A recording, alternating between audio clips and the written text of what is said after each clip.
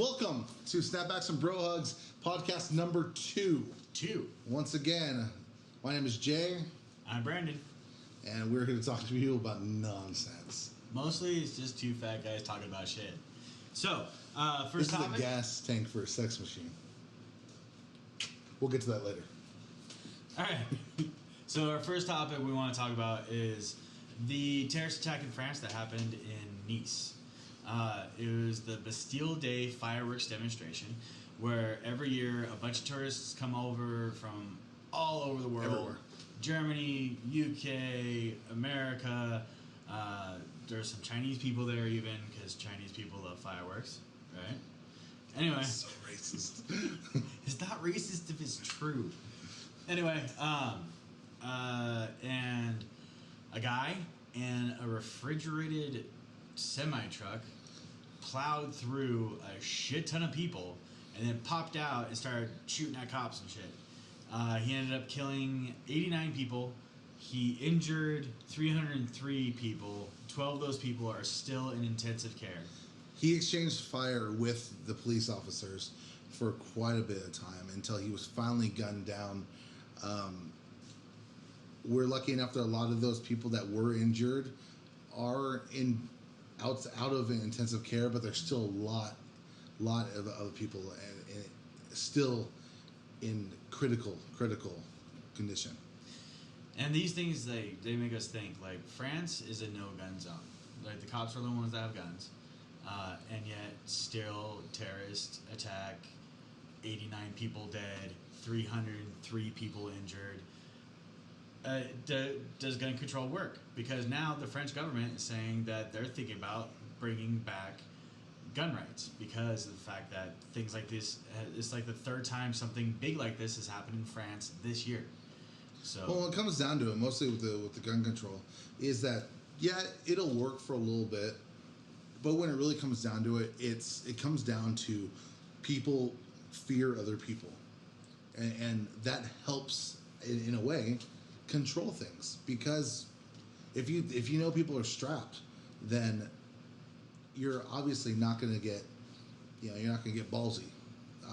It's the same thing, it's you got all these people around, it doesn't matter whether their guns are for protection or for sport, anything.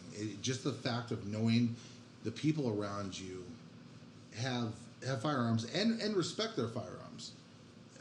Because there's a big difference in people who just, they're keeping their gun around, they're always strapped, they're trying to act like a gangster, or you got the people who actually know how to use these and are way deadlier than these people that have no clue what they're doing. I don't know the background on this guy, whether he was, military or anything like that, or how trained he was or anything like that. With the amount of people and how he went about it, it's hard to even look at that because he did it in such a drastic way that you couldn't even tell.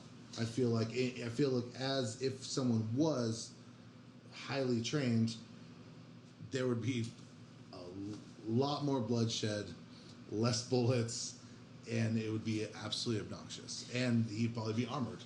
He was connected with, they're saying, a terrorist organization, a Muslim or Islamic terrorist organization. He was linked. We haven't heard anything as far as which one, but the only thing that worries me about everything coming back as linked to is I feel like in that aspect that when it comes down to it, you look at that, they put that label on to more or less scare us, and that's how I feel. I mean, yeah, sure, there certainly are people out there that are probably linked to these people. But when it comes down to it, I feel like the media does blow it up just a tad. Yeah, and what does link mean? Does that mean like he hit somebody up on Facebook and was like, "Hey, right, like, I need an AK and a fucking truck right now. Like, can you hook it up? I'll kill a bunch of fucking people." And they're like, "My brother." Yes. One time he liked that page on Facebook. The one time. Yeah. All right. So next topic. Our next topic is Black Lives Matter. It is a very hard subject to go on because so many people are looking at it as it's a hard thing because they are so pissy and in one way, and then it doesn't matter who the hell they are. They're so angry, and most of these people, it seems like they're angry for no reason. They don't seem educated about what's going on. Yeah. And sorry, I don't mean to say. Please don't take that out of context because that'll sound horrible. But when it comes out, they just don't seem to have an actual educated background into what is going on. Okay, well, basically, the way that Black Lives Matter started, it was supposed to be a movement to bring awareness to the amount of inequality that's happening with law enforcement when it comes to Black America. What it's turning into now is basically a black supremacist movement. There are Black Lives Matter activists that are going out there and just randomly picking white kids and beating the shit out of them, saying Black Lives Matter. And there are videos all over YouTube. Social media. Like, just YouTube. You go on YouTube. World Star has like 2 of them. I watch World Star Hip Hop. It's funny. It's funny. And then one of the ones that pops out at me all the time was there was a video of a reporter in Minnesota that is I don't know what happened prior to where the video starts. So I don't know if he said something that brought up that sort of reaction. But when it comes down to it, the individuals in the video acted extremely hostile towards this reporter. I watched the whole video actually, and he went up and he had the microphone. He was like, "Excuse me, can I ask you a question?" And that was it. That's how it all started. And well, Fox News. It was Fox News. So they saw Fox News and they're like, "Fuck the man." Yeah, that's basically that to me. That to me, honestly, it doesn't matter if it's Black lives, brown lives, blue lives, purple lives, yellow lives, white lives. I don't know, fuchsia lives. Like, it doesn't matter to me. Like, stop falling to stereotypes. You guys are absolutely, you know what everybody looks to you like, and it doesn't matter who you are. There are stereotypes for every type of person. Mm-hmm. If you know that, the idea is not to become that. Yeah. If they're like, hey, this kind of person is loud and annoying. Don't be loud and annoying, and people are going to be like, you know what? Most of these people are loud and annoying, but this guy's cool. And then it slowly changes, and next thing you know, it all smooths out. It's just a matter of time. Well, that's all I really want to go over with that. Yeah. So we have 2 more things to go over to this week. Okay. Good. So this is too good. I like the weird little news stories that happen every once in a while. This one, somewhere in Florida, apparently, a guy went into a kebab shop and tried to hold it up, and the owner, who was behind the counter, ignored the robber. Ignored him completely. Like he didn't exist. The guy got arrested moments later after he gave up trying to rob the shop. So what level of pussy do you have to be to have a gun and be like, give me all your money, and the guy's completely ignoring you, and you're like, is he deaf? Give me your fucking money, and the guy keeps ignoring you, and you're just like, you hit him with the gun, you get the money, right? So I had to ask, why does the robber have an accent? Because everything has an accent. But yeah, it's absolutely insane. I mean, he's getting robbed and did what most people wouldn't, and just ignored him. But was he deaf? I mean, honestly, was he deaf? I don't know. Was he a senile man that was like, oh, this kid, he wants to come out. Who knows? Give him come out later. Who knows? Who knows? I mean, I'd have to look farther into it, but these are very, we didn't go that in depth in this story. We saw the story and thought it was funny. Started laughing. And immediately. If that guy knew what was happening, the fucking ball's on him, though. The ball's on him. Right? Like, this dude's gonna shoot me and try to take everything. Fuck him. Just, hey. You know, if I'll drink to that guy. I'll treat him like my wife, and she'll go away too. All right. Okay, so we're gonna go into another top 10 for this week. All right. So what I'm gonna do is I found this top 10 AskMen.com. Just because I thought it was interesting. These are the top 10 sexual positions according to AskMen.com. Okay, so number 10. Number 10. Scissoring. Is that for straight people or just lesbians? Both. It can be for both, yeah. I'm not a fan. I like my balls, and they have a tendency to... The smack. No, I understand that. Don't like it. It just, I guess it depends on... I could get why lesbians like the it. ferocity of how much you're putting into it. The fear-rosity. Like, there's definitely fear going on. Over there. All right. So, the next one is I'm a big fan of the T position. Yeah. The T position. So when you kind of turn to the side and you get that extra half an inch. Well, is it the T? So once you either really T up piss or you T off. down? Either way. Because the T down, you got that sideways. You can like lick the thumb and do the thing. True Yeah, story. pretty cool. I believe it was the T up. Ah. So okay. so the more typical.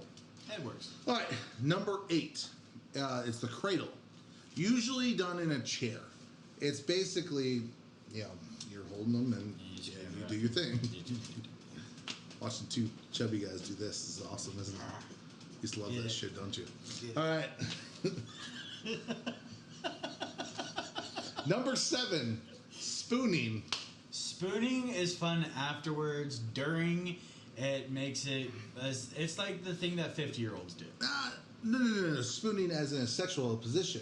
Yeah, no. No, when you're like like, behind, and you're still in them. You're still in them. Yeah. Kinda, I prefer to kind of start like that sometimes. If just start something like if you're waking up to it. Oh no. Yeah. See, I'm definitely one of those ones that's like, You're a cuddle fucker. Hey. So she's asleep, but I just pulled the covers back and there's some ass. There's a mess. So I scoot in there and just kind of go. That would be the Mass Effect. The Mass Effect. Hashtag Mass Effect. See that? No. Hashtag SBBH Mass Effects. There you go. SBBH. No, the spooning thing. Honestly, though, old people fuck like that, right? I'm guessing. I don't. I hope every old couple just gets down like dirty as fuck. Right. I really do. Send us your videos. No, don't. I'm not even gonna lie. I'd probably watch a couple. You probably would. Yeah. I have issues. All right, number 6. One of my favorites. 69. Fun. Hey, it's dinner for 2. It's dinner for 2 as long as there was no tacos before. True story. Because then, last thing you want is that. Oh yeah. Yeah. Either that or they're like, oh, that feels. Hold on. Quick, move! And you're like, what's going on? This is awesome. And then they roll over the side and you're just like, oh, thank you for that. Appreciate that. This courtesy. Like, just fucking let it Shit go. on my nose. Shit on my fucking face. I'm hungry. Hashtag shit on my face. All right. Number 5. I believe that's where we're at. Yeah. The ankles above her head. Another one that's quite fun. Yes. It's if you want to get that actual in there. And if it's that girl that's like, you know what? Make it hurt. Right. It's the chick that wants to feel it in her chest. Yes. That's the one. Yes. That's the one. Like, I want to feel it in my stomach. All right. All right, deal. I want to feel it in my chest. All right. And you just like push their ankles further and further, and they're all happy and cuddly. I have this really cool thing though, like you pull them back, and there's straps that just hold them in place. Yeah, I also have this really cool thing that, and people should get this because this is awesome. If you don't already know, it straps to both her ankles, so and there's a bar. You hold one-handed, so therefore you don't have to hold both hands. So this hand is still good to fucking fuck with the clip, fucking smack her ass, fucking smack her in the fucking face, whatever you want to do. Shit on her chest, something, whatever. In the face. Whatever. And so, isn't it? It's called like a heart shackle or something like that. I think that's what they call it.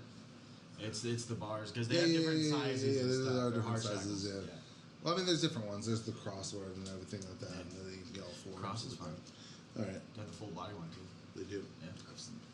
All right. Next up, number 4, reverse cowgirl. That's always fun on a Friday night when you've had a little bit too much to drink and Yes. they're doing their thing. You're just like bongo. It's always funner when more fun when you've had too much to drink. Yes.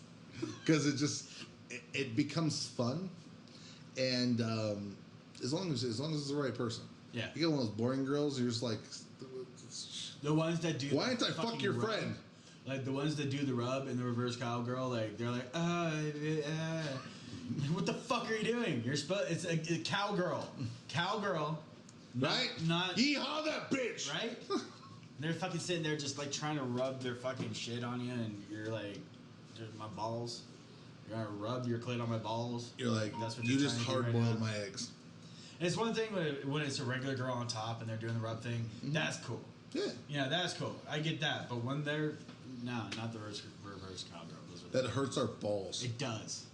That's why you gotta bounce it. Bounce it like a stripper. Number 3, missionary.